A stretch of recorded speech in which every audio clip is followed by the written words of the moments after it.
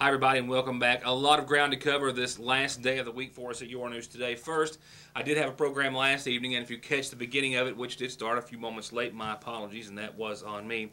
I was actually, as I spoke about in the first of the show, going with Lacey and her mother to see her off for the first of a couple of summer camps, which will prepare her for her college career. And it was one of those situations where the parents underwent orientation, as did the students, which were referred to as ambassadors. But it was a wonderful afternoon, and one that I was very privileged and fortunate to be able to attend with my daughter, who's going to be there for the next several days. Nevertheless, that was where I was.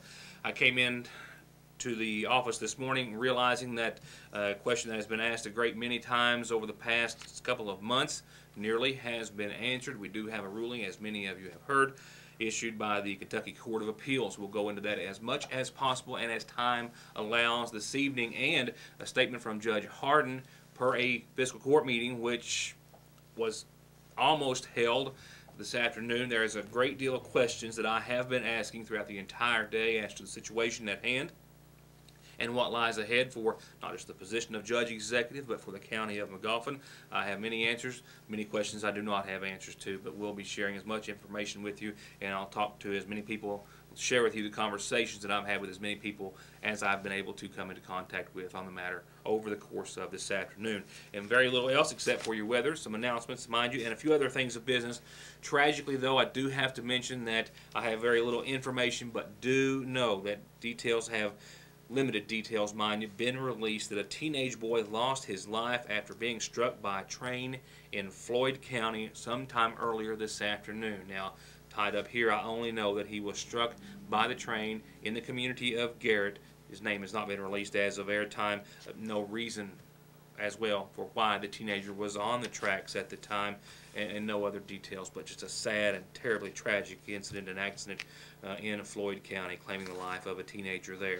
The Paintsville Herald had in its headlines today a local study which has been the focus of a lot of folks throughout the region for the past couple of days. In my absence yesterday, we did not have time to refer to it, but limited time tonight allows us to mention the article that says a study of hospital cost to charge ratios, which has been released and made public this week, shows that the Paul B. Hall Regional Medical Center has the fourth highest medical markup in the entire nation. Paul B. Hall Regional, which is owned by the Community Health Systems Organization, which also owns 25 of the top 50 hospitals in the nation, with the highest cost to charge ratio, is among the findings from the Gerald F. Anderson of the John Hopkins Bloomberg School of Public Health Organization, as well as Washington and Lee Universities, all showing that the combination of a lack of regulation of hospital charges in the United States and no market competition is leading to what they say is price gouging that trickles down to nearly all consumers, whether they have health insurance or not, and this plays a significant role in the rise of overall health spending. I've learned that the Relay for Life in Magoffin County has indeed been set next week, mind you, for next Friday, 6 to 12 at North Magoffin Elementary School, where it has been held for the past several years. Live entertainment by Terry Miller and some other guests, lots of different foods and concessions. They do have a rain plan in place that's too far out to call weather-wise, but they'll be able to move into the school gymnasium. The luminary ceremony will start at 10 o'clock next Friday night. I've got next week to find out more about the Relay for Life and remind you about it. If you have any questions in the meantime, contact John Howard at 349-8309. They hope that you'll come and help celebrate the survivors and honor those who have been lost. While the Magoffin County Fiscal Court was to meet in special session earlier today, the judge and at least one magistrate was in attendance. I'll elaborate more when we get to our top story as it relates to the appeals case in just a few moments. The Sagersville City Council, meanwhile, has sent me an agenda for their regular session meeting coming up this Monday night. With that said, here's your community calendar announcements, a few reminders, and a brief forecast before we return and begin to cover the appeals court case as it has been released. A 44-page opinion that I will outline with some highlights starting then. First, a bunch of birthdays, and one that I, well, the sender knows why I got this one mixed up. Nevertheless, this was for Wednesday, so she's now 18 and a few days old. A happy belated, and that's on me too, Amber. A happy belated birthday to Amber Trimble from your mom, Tanya, Hager, and all your family and friends. we want to wish you a very happy birthday. I've had the privilege of wishing her a birthday wish now for the past few years, and now she's 18. Happy birthday. I've got birthday wishes coming in from several different angles. Bottom line is from a whole lot of family and friends, your children and your wives, to a couple of brothers, Hanson and Harlan. Happy birthday to you. I think 62 apiece. Butch Whitaker, happy birthday. Happy 62nd birthday to you. Maybe I missed the birthday up on Hanson and Harlan. Somebody's 62. I know Pastor Butch Whitaker is as well. From Nene Puckett, happy birthday to you. Happy birthday on today to Adam McCoon. Love Aiden, Piper, JC, and Mammy. And happy birthday to Ray Nichols today as well. Happy birthday to you all. Couple of reminders real quick. The Kearney Free Will Baptist Church is going to have family movie night tomorrow, 6 p.m. They will be showing Letters to God. And from Pastor Butch Whitaker, you just heard that name, right? Everyone is invited to attend. A reminder about the big cruise in at the McGoffin County Health Department tomorrow, sponsored by the Licking River Cruisers Car Club. Free dash plaques for the first 50 who register. Free registration. Concessions, door prizes as well. And if you don't have something to cruise in, come by and check out the rides. They love to talk about their machines and hopes they can maybe inspire some other folks to come and cruise with them at the Licking River Cruisers Car Club. Swimming lessons start this Monday for kids 2 to 4 year old. It's the Monday through Friday. And then for the 5 and up age group, it's the 29th through the 10th of July at the Ramey Park. If you have any questions, call Shelby Howard or Tasha Hall at the pool, 349-5102. But swimming lessons start for the little ones this Monday. Gear up and go. Be the light. It's Vacation Bible School time at the Hope in the Cross Community Church all next week, Monday through Friday, 6 to 8:30 nightly. Hope in the Cross Community Church on Parkway Drive here in Sagersville. And an announcement from the Harold Whitaker Middle School. They have a site-based decision-making council that is set to meet, and it is set for this Tuesday, 3 o'clock in the school's library for the purpose of accepting nominations and electing parent members to the council for the upcoming school year. All interested parents are encouraged to attend. And we encourage you to use our calendar anytime you need it for birthdays, anniversaries, or announcements for your church or organization, school, what have you. They're always free, always have been. And this is how you get them to us. And remember, you can catch Your News Today if you want to see it again or the following day at yournewstoday.com. Tonight's programming, given the interest, we will try to have uploaded tonight if you would like to pass that along or see it again a short time later. In our funeral service announcements, a reminder about services to be held tomorrow for 90-year-old Louise Blanton of Dayton, Ohio, formerly of Ticklick here in McGoffin County. She passed away on Wednesday, preceded in death by her sisters Margie Conley, Lexi Gold, and brothers Edgar Blanton, my Papa Edgar, Hassel Blanton, Oakley, and Annie Blanton as well. She survived by her daughter, Pam Sue Green, sons Terry Rogers Harris, Charles William Harris, and David Allen, as well as a host of family and friends. Funeral services will be held tomorrow at 2 o'clock at the Sagersville Funeral Home. Burial will be following thereafter at the Blanton Cemetery on Ticklick. The family will welcome friends tomorrow morning after 10.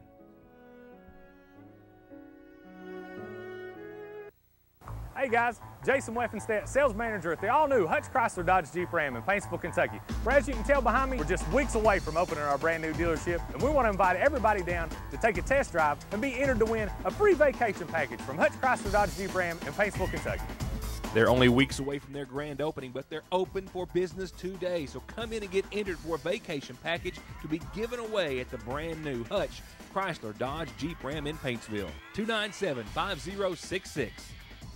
To get high-speed internet on their state-of-the-art fiber optic network for all of your home and business solutions, or to watch TV without a contract on over 200 digital channels with superb quality, or stay connected with family and friends with 24/7 telephone service you can always depend on, contact Foothills Broadband today. Or just click on their link to the right to find out how they're working to provide the latest in communications at affordable prices with exceptional service at Foothills Broadband.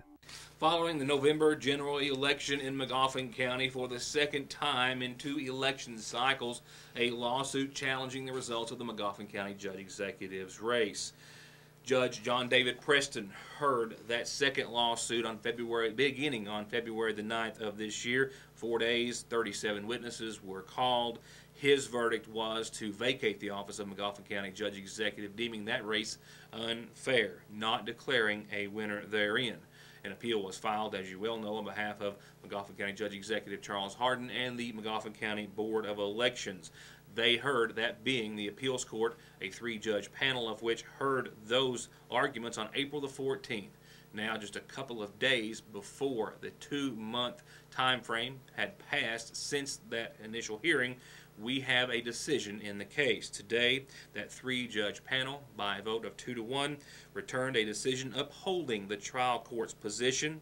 It was released today, as well as they did address all 3 appeals that were filed. The appeal on behalf of Hardin, the Board of Elections, the cross appeal filed on behalf of John Montgomery, who was still requesting that he be declared the winner of that election. Writing for the majority, Judge Irv Mays, while supported in his decision by Judge Deborah Lambert, said the following. The Kentucky Court of Appeals is now...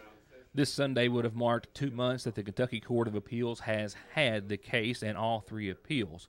Judge Mays, writing in the majority, Judge Mays being the judge seated to the far right of your screen, said the following, quote, that we conclude that the trial court's factual findings were supported by substantial evidence and the applicable law, and that the trial court's remedy was appropriate in this case, the trial court being Judge John David Preston, as he presided over the initial case here in Magoffin County.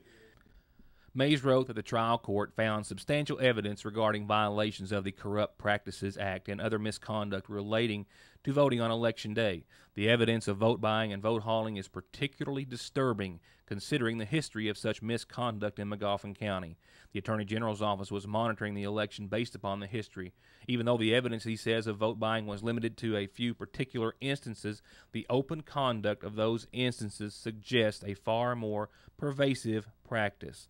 Similarly, he says there was substantial evidence of irregularities during the voting on Election Day, particularly at the Flat Fork precinct, where the officials at the precinct repeatedly failed to note what type of identification was provided to voters. The trial court also accepted Montgomery's proof showing significant discrepancies in the signatures of voters at the Flat Fork precinct, and in addition, there were repeated violations of procedures for providing assistance to voters, and finally, an election official at Flat Fork precinct actually attempted to intimidate the Republican observer and investigator from the Attorney General's office.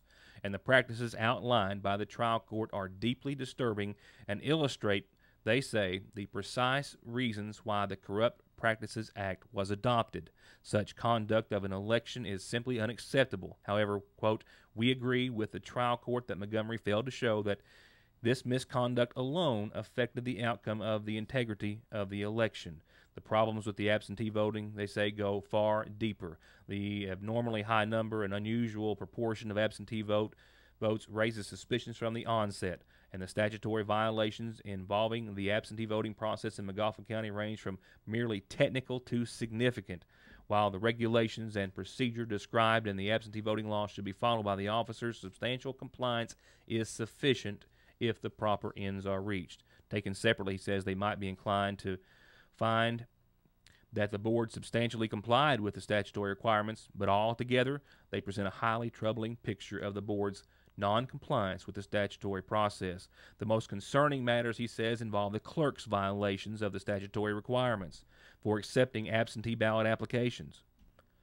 Most significantly, the clerk failed to identify the person requesting the absentee ballot as required by law, and the clerk failed to reach each applicant to state whether he or she or where he or she would be on Election Day as required by law, and these are mandatory requirements. The right to vote by absentee is a special privilege granted by the legislature, excisable only under special and specified conditions to ensure the secrecy of the ballot and the fairness of voting by persons in this class. And without that required information, the clerk failed to ensure that all applicants were eligible to vote absentee. Substantial compliance may be the saving grace, he said, in some cases where the violations do not touch on matters required by other statute. But given the overall amount of all these irregularities involved in this case, substantial compliance seems non-existent. The other lapses, such as the failure to list Social Security numbers and phone numbers, are not mandatory requirements affecting the validity of the absentee ballot applications. However, they indicate a lack of care on the part of the Magoffin County Court Clerk in confirming the identity and eligibility of absentee voter applicants. The trial court also accepted the testimony by Montgomery's handwriting expert pointing out the discrepancies in signatures of 59 applicants. Mays also wrote that viewing the evidence in its entirety, we agree with the trial court that there were repeated violations of the Corrupt Practices Act as well as misconduct during voting on Election Day. Moreover, the cumulative effect of the departures by the officers from the clear mandates of the statutes is such that we must hold that they disfranchise the legal voters or those who cast valid absentee ballots. And given the close margin of Hardin's victory, it is impossible to determine whether either contestant can be judged to have been fairly elected. Therefore, we agree with the trial court that the results of the election must be set aside. In his cross appeal, Montgomery argues that the trial court should have only set aside the absentee ballots and judged him to be the winner of the election based upon the machine count. But while there were substantial deviations from the statutory procedures regarding absentee voting, it's not clear that these irregularities affected the entire class of absentee votes. Mays further wrote, invalidating all the absentee votes would necessarily void many valid ballots and would change the outcome of the election. Similarly, there was significant evidence of fraud and other irregularities affecting the voting on Election Day. Although those matters did not directly affect the outcome of the election, they are relevant to determine the appropriate remedy. He says, we are mindful that elections represent the will of the people and courts should not lightly intervene to determine a particular outcome. Given the specific circumstances of the case, he says, we conclude that the trial court properly set aside the entire election instead of simply striking the absentee votes and declaring Montgomery to be the winner. We are not sure which candidate won the election, but we know who lost. He says the voters of Magoffin County who were entitled to confidence in the fairness and integrity of their election. We hope that requiring an entirely new election will restore their faith. He ended by saying, accordingly, we affirm the judgment of the Magoffin Circuit Court, which set aside the results of the November 4th, 2014 election for Magoffin County Judge Executive and declared the office to be vacant. Upon my return after a few words, we'll hear the dissent from the only dissenting judge. Stay tuned. To get high-speed internet on their state-of-the-art fiber optic network for all of your home and business solutions, or to watch TV without a contract on over 200 digital channels with superb quality, or stay connected with family and friends with 24/7 telephone service you can always depend on, contact Foothills Broadband today. Or just click on their link to the right to find out how they're working to provide the latest in communications at affordable prices with exceptional service at Foothills Broadband. We'll hear from Judge Hardin and John Montgomery in just a few moments. Right now, to hear some from the dissenting judge, that being Judge Kelly Thompson, writing in the minority that he respectfully dissented, affirming the trial court is what he says was an injustice, not only to the elected judge of Magoffin County, Charles Hardin, but to the voters of the county who elected him. He further wrote that the evidence is woefully short of that required to warrant judicial intervention in voiding this election. Thompson wrote that while perfection is always the ideal, the election process is not immune from human error by election officials attempting to comply with our numerous and detailed election statutes. And while some must be complied with to ensure the integrity and fairness of the process, others are not integral to that purpose. He says it's troublesome that some law he cited is given perfunctory mention in the majority opinion, and some is given no mention at all. However, what is more disconcerting is the majority's strained interpretation of the facts and the trial court's findings and its ultimate decision to uphold the trial court's order voiding this election. He says the evidence presented is not as important as the evidence not presented. He says there was not even a scintilla of evidence that Hardin violated the Corrupt Practices Act, or the act was violated with his knowledge, consent, or procurement. Moreover, the only voter who testified he received money for his vote later contradicted his own testimony and testified he received money for reasons unrelated to voting, and not a single witness testified that any offer was made to provide gravel and work in exchange for a vote for Hardin, and the evidence only demonstrated gravel was placed near and sometimes on private property without any link to Hardin or evidence regarding how the property owners voted. And in reference to the number of absentee votes and how they outweighed, if you will, per ratio, the number of votes in the precincts, he said Magoffin County has historically had a high number of absentees attributable to union workers who traditionally vote Democratic and who are outside the county on Election Day.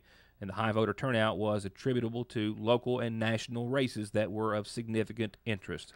And the testimony established that any number of variables could account for the minimal absentee vote increase. He said it was minimal from the most recent prior elections, including the significance of the 2014 Magoffin County rates and current number of union members. Thompson ended by saying that contrary to the stated law, this election has been voided based on what he calls speculation and suspicions. Perhaps the seeds of these suspicions are planted from what the majority considers a history of election misconduct in Magoffin County. He says, quote, "I do not attempt to contradict the majority's historical account. Regardless of the sins of past candidates and election officials, we are required to decide the fate of this election based on the facts presented, or more importantly, those not presented." He says not a single witness who could have been called from the absentee voting list was called to testify that he or she did not vote, was intimidated, or that there was fraud in the process. He says there was no evidence that any Board of Elections member or election official acted in bad faith, and the evidence was that all duties were undertaken in good faith and in substantial compliance with the applicable laws and regulations. He said he would reverse. I spoke with John Montgomery just earlier, asking him if indeed this was again a bittersweet situation for him and outcome. But first, I also spoke with Lynn Zellin. Zellin is counsel representing the Kentucky Secretary of State's office, who of course oversees the election process. I'll tell you what she told me and let her tell you for herself in just a few moments. What I don't know is we have not received a statement. We have a statement from Dr. Hardin, but we do not know if he is going to take this before the Supreme Court. He has the option to request to do so, but after calling and putting out calls to all legal parties involved and a great number of other organizations and entities, the Kentucky Board of Elections, the Appeals Court, whose clerk was not in today, local attorneys, judges as well, Judge Preston from the original case, I have not been able to find out a timeline as to how long he has to appeal. He has not stated to anyone since this decision was released today that he has plans on appealing this decision. And a lot of folks, including, of course, attorneys for John Montgomery, are in a holding pattern waiting to see if Hardin will appeal this case before the Supreme Court. They, however, of course, will have the option and decision on their own as to whether or not they will hear the case or not, opting to go either way. What I do know, per the following interview with Ms. Zellin from the Kentucky Secretary of State's office, is that if there is at one point deemed a permanent vacancy with no appeal, what the process will be from there. If there is a vacancy in the office of County Judge Executive more than 3 months before the general election, which as of today we are more than 3 months out from the November 3rd election, then that office, that unexpired term, will be on the ballot in November, and candidates, both party candidates and independent candidates, would have until August 11th at 4 o'clock to file their candidacy papers with the county clerk. And also, through exhaustive efforts, I was unable to find out if it is mandatory that the governor make an appointment to the vacant position or if it is at his discretion to leave it vacant pending that election. Still, a great many questions indeed to be answered. I did have a few moments to pose the following question to John Montgomery, once again asking him, as I did after the ruling on behalf of John David Preston, that if this again was a bittersweet situation for him. Yes, definitely. It's good that they upheld Judge Preston's decision. I was glad to hear that. Were you, I'm certain, hoping for more in this case again as you were the last? Yes, I was hoping that they would actually put me in the office as County Judge Executive. I mean, this is, what, 2 elections now I've won outright and been denied both times. And if it does go to the governor, if he decides who's to be put in office, then I would like to